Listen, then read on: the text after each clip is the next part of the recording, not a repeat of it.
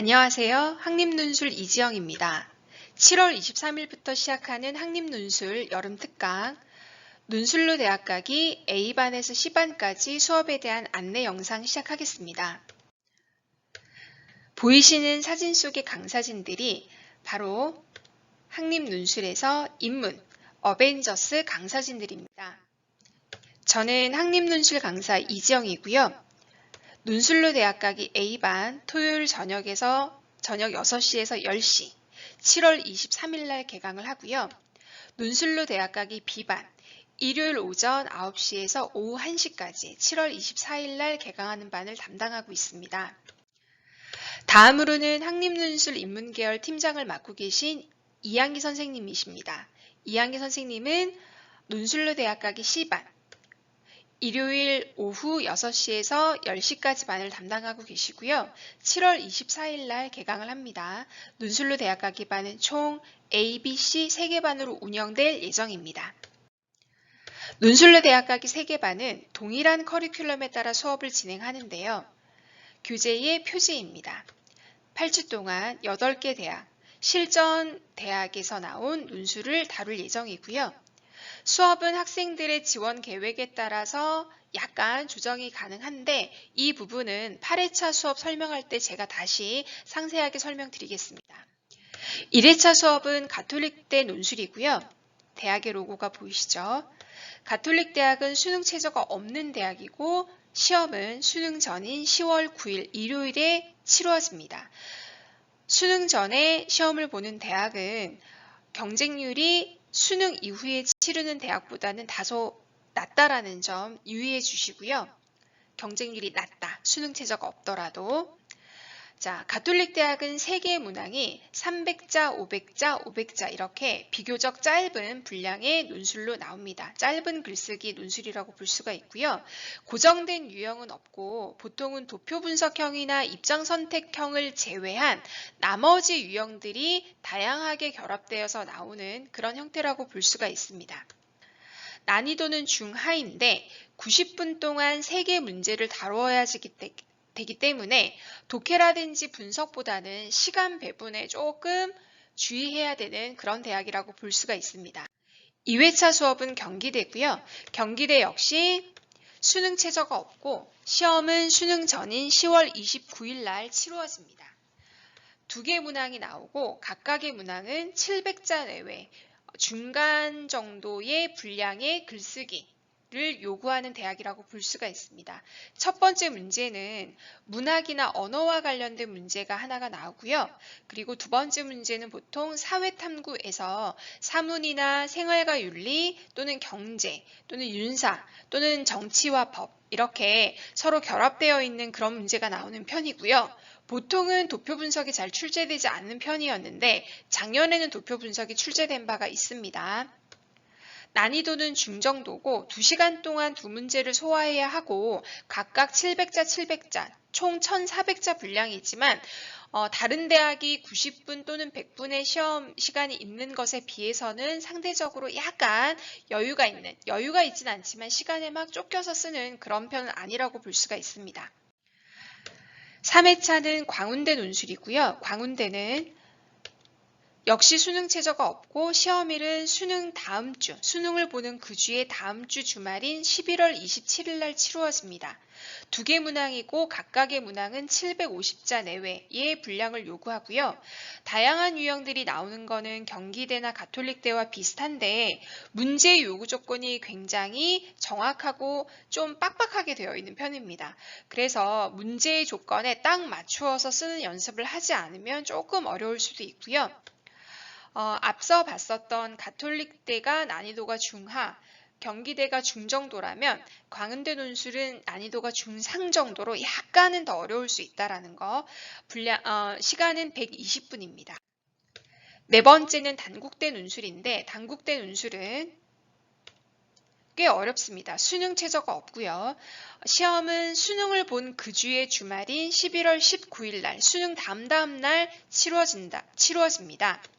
3개 문항이고 각각의 문항은 600자 내외를 요구하는데 총 합해서 1800자 분량의 글쓰기를 해야지만 되는데 첫 번째 문제는 보통 언어나 문학과 관련된 문제가 나오고요. 두 번째 문제는 사탐 중에서도 정치와 법, 생활과 윤리, 윤리와 사상과 관련된 문제가 많이 출제되는 편입니다.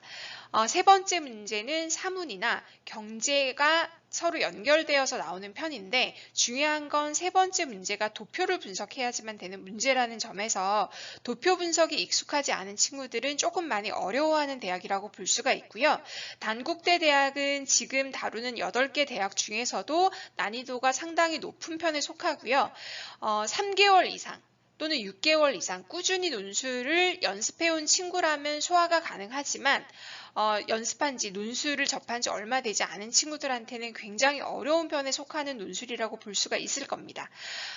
여름 특강을 통해서 단국대 논술을 한번 보고 내가 지원을 할지 말지를 결정을 하고 지원을 했다면 파이널 수업을 통해서 집중적으로 연습을 해야지만 되는 그런 대학의 이제 논술 형태라고 볼 수가 있고요.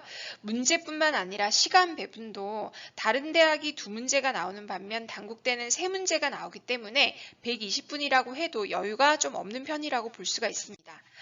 5회차 문제는 덕성여대 논술이고요. 덕성여대는 수능 최저가 있습니다. 2개 합이 7이고요. 올해부터 학생부 반영 없이 논술 100%로 선발을 합니다. 시험은 수능 본 그 주에 그 다음 주 주말인 11월 27일 날 치루어지고요. 2개 문항, 2개 문항이 각각 500자 분량으로 나오는 게 기본이고 이 2개 문항이 다시 3개 문항으로 나누어지거나 4개 문항으로 나누어지는 경우가 있습니다. 2개가 나오든 3개가 나오든 4개가 나오든 총 분량은 1000자 내외이기 때문에 그렇게 분량이 긴 대학의 논술은 아니고요. 난이도는 중하 정도, 90분 시간 동안에 1000자 분량이니까 충분히 시간에 쫓기지 않으면서 소화 가능한 그런 대학의 논술이라고 볼 수가 있습니다. 6번째는 인하대 논술인데요. 인하대는 수능 최저가 없고 시험일은 가장 늦은 12월 3일에 치루어집니다. 그래서 인하대는 충분히 파이널 수업을 통해서 수능 이후에도 연습할 시간적인 여유가 되는데 여기는 2개 문항이고 첫 번째 문항이 1000자, 두 번째 문항이 600자인데 1번과 2번이 앞서 살펴본 대학들과는 다르게 서로 연결되어 있습니다.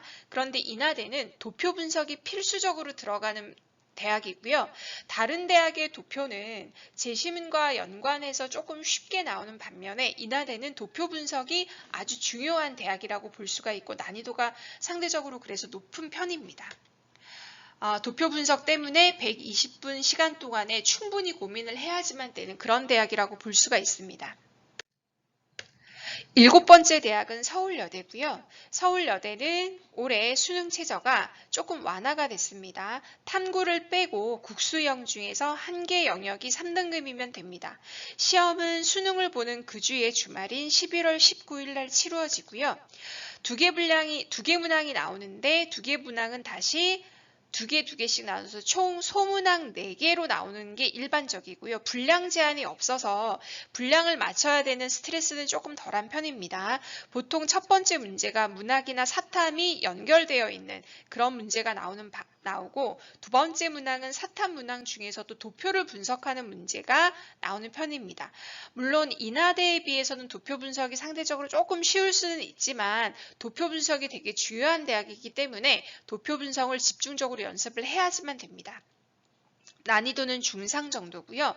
90분 동안에 소문항으로 따지면 총 4개의 문항을 소화해야 하기 때문에 시간적 여유가 조금 없는 편이라고 볼 수가 있습니다. 8번째는 한국외대 글로벌 캠퍼스인데요.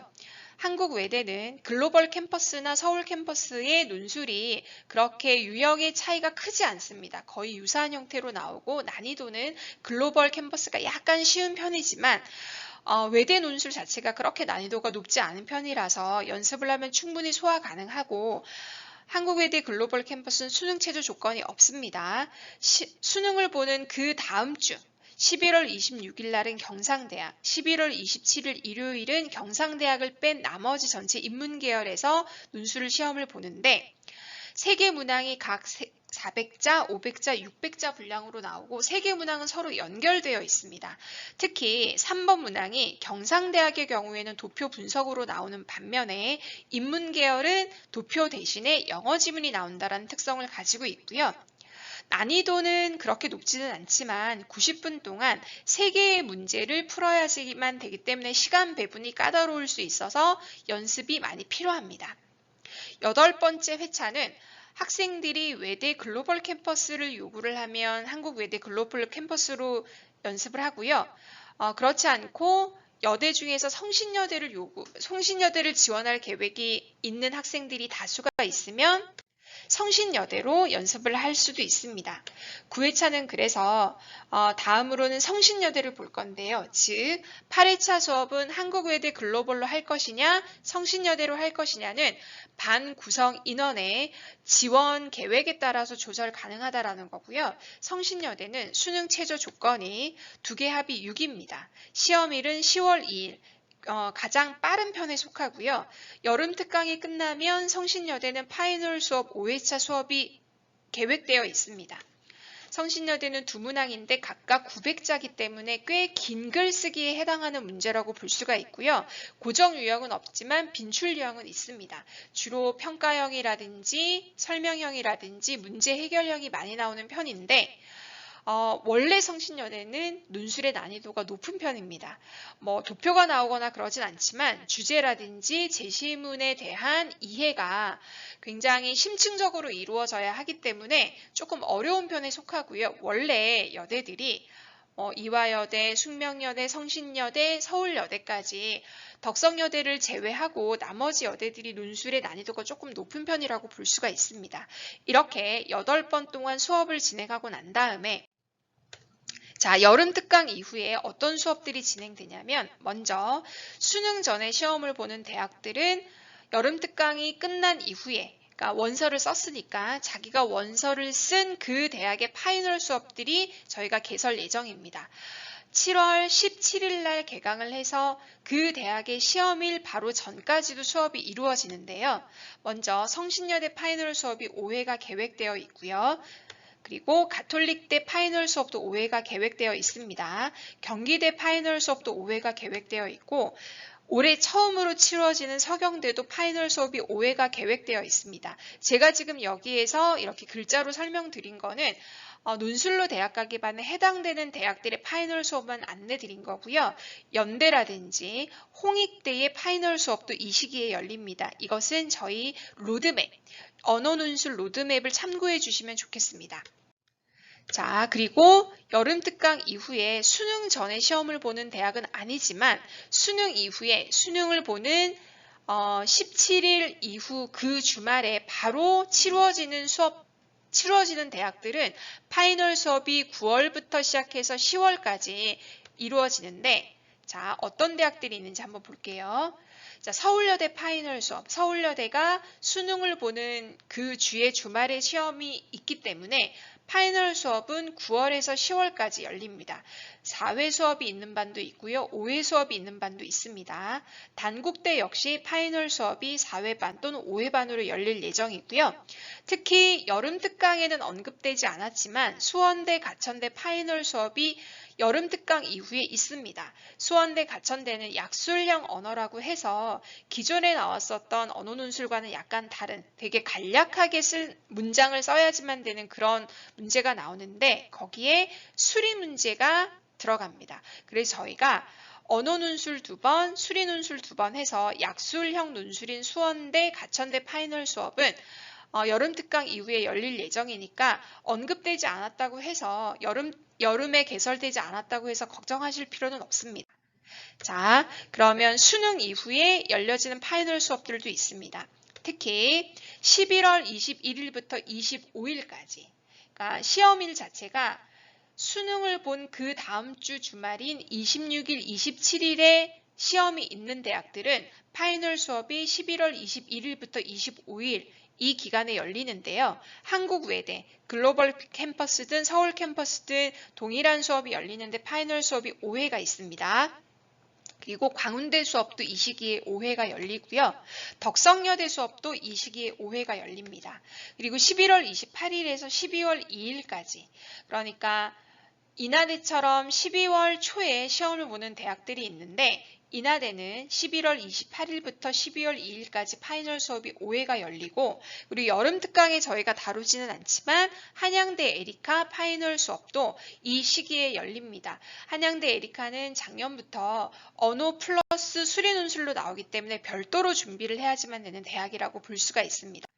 자, 수업의 구성은 총 4시간 동안 크게 보면 3단계로 이루어진다고 볼 수가 있는데요. 첫 번째 단계에는 그 해차에 해당하는 대학의 논술의 특징을 살펴보고 기출문제를 통해서 지문의 난이도라든지 문제의 유형이라든지 이런 것들을 봅니다. 뭐 분량이라든지 이런 걸 검토해보고, 그 다음번 단계에서는 오늘 살펴봤었던 논술에 해당하는 또 다른 기출문제를 통해서 쓰기 연습을 합니다.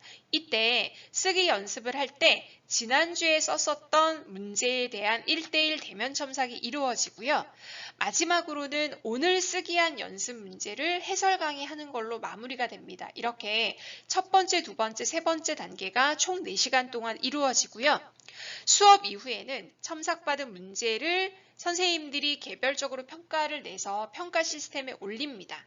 평가 시스템이 무엇이냐면, 기존에 수업을 들었었던 친구들은 앱을 통해서 자신의 논술 성적을 확인을 했을 텐데요.